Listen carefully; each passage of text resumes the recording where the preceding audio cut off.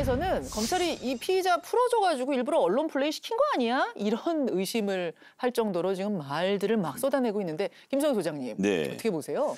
저는 일단 유동규 씨가 굉장히 검찰로서는 중요한 증인이고 이번 사건에서 키맨 중에 하나이지 않습니까? 뭐 이들의 주장대로 하면 남욱, 김만배 등의 대장동 일당이 있고 여기에 이재명 시장과 연결되는 중간에 연결고리로서 중요한 사람이고 그래서 지난 1년 동안 구속을 해놨었는데요.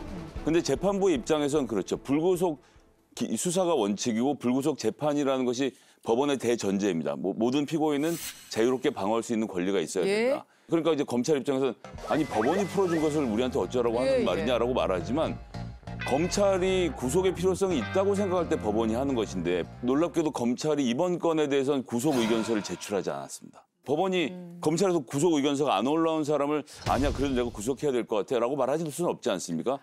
그렇게 놓고 보면 검찰이 의도를 가지고 구속 상태를 만료시켰다. 그러니까 더 적극적으로 뭔가 했었으면은 더 얼마든지 구속 기간 연장할 수 있었는데 그 적극적인 조치를 안 했다는 말씀이죠? 적극적인 조치라고 난 법원이 판단했겠지만 그걸 안 했다는 것 하나, 그다음에 두 번째로 내 마지막 순간에 동거녀를 불러다가 조사를 합니다.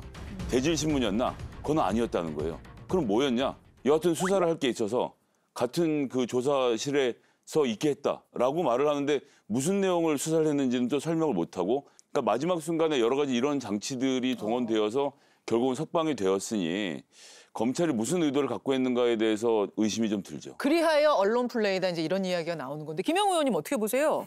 그 유동규라고 하는 인물은 1년 가까이 구속 상태에 있었고 1년 동안 이제 모든 필요한 증거나 이런 것은 검찰이 다 확보를 했다라고 생각을 하고 가장 중요한 것은 유동규의 입입니다.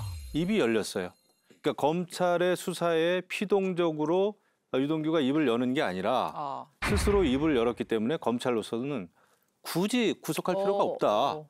그리고 이제 지금 갑자기 뭐 대선 자금으로 이제 불똥이 튀었다고 하는데 제가 볼 때 불똥이 튄 게 아니라 이미 있었던 사실인데 밝혀지지 않은 거죠. 그렇지만은 유동규는 다 알고 있는 거죠. 이런 것을 이제 까기 시작했다. 그러면은 결국은 대선 자금으로 갈 수밖에 없다 이렇게 보죠. 우선요, 누가 됐든 간에 일종의 검찰하고 유동규 씨하고 플리바게닝 같은 이런 게 이루어졌을 가능성이 저는 크다고 봅니다. 어떤 형량 거래? 뭐 이제 형량 거래까지는 아직 모르겠는데 적어도 구속 의견서를 제출하지는 않았잖아요. 검찰이.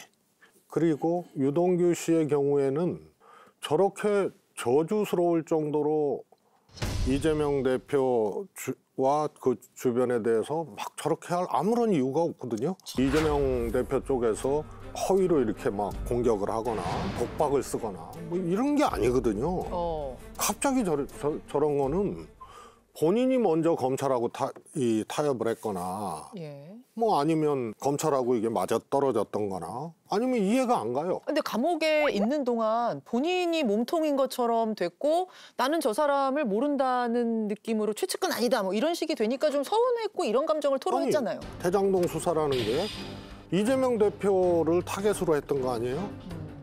그리고 그거는 예를 들어서 뭐 직권남용이라든가 혹은 돈이 오갔으면 뇌물이라든가 이런 거 아니에요. 그런데 갑자기 대선 자금으로 간 거거든요. 그걸 지금 나와서 이렇게 거침없이 여러 말을 쏟아내는 게 아무리 봐도 어색하다 그런 말씀이신데 탁 박사님 동의하세요? 아니 뭐 전혀 동의하지 않죠.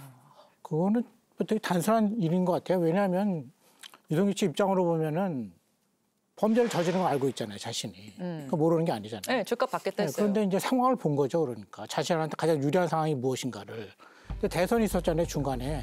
그러니까 이재명 후보가 당선됐으면 입을 안 열었겠죠. 뭔가 그러면 보상이 있을 것이다. 나갈 수 있다. 특사라든가 뭔가. 희망이 있으니까 버텼을 텐데 벌써 6개월이나 지났잖아요, 거의. 근데 뭐 희망이 없잖아요, 이제. 정권이 바뀌었는데 5년 사이에 무슨 일이 벌어지겠어요. 뻔하잖아요. 그래도 안 돼, 나도 살아야 되겠다, 그러면. 그러니까 전략이 분명한 거죠. 내가 지은 죄는 내가 받겠다. 근데 내가 짓지 않은 것까지 내가 받을 필요는 없지 않은가. 그러니까 이재명 대표가 지은 거는 이재명 대표가 받고 그렇게 정리하겠다는 거 아니에요. 그러니까 예전에 그 뇌물 사건 같은 거 보면은요, 거물들을 보면은 그 측근이 폭냈을 때 1년, 2년밖에 안 받았어요. 심지어는 집행유예로도 나왔거든요. 전달책은 그래요. 그러니까 검찰이 거기에 관해서 물어볼 때 대답을 하기 시작한 거죠, 이제.